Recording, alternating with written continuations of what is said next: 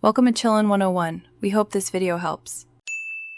In this video, I will explain how to make waffles ingredients.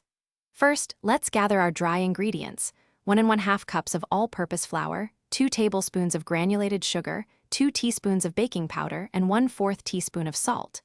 For the wet ingredients, you'll need 1 cup of milk, 2 large eggs, 4 tablespoons of melted unsalted butter, and 1 teaspoon of vanilla extract.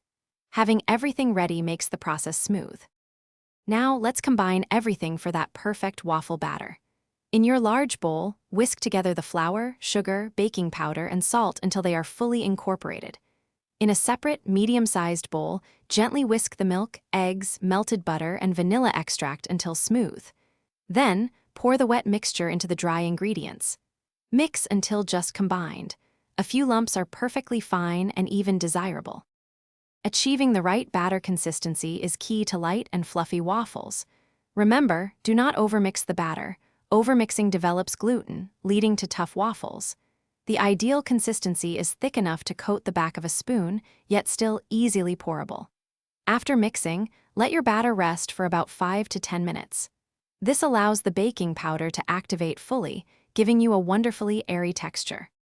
Finally, it's time to cook and enjoy your homemade waffles. Preheat your waffle iron according to its instructions, and lightly grease it if your model isn't nonstick. Pour the appropriate amount of batter onto the hot iron, usually about 1/2 to 3/4 of a cup, depending on your iron size. Cook until golden brown and crispy.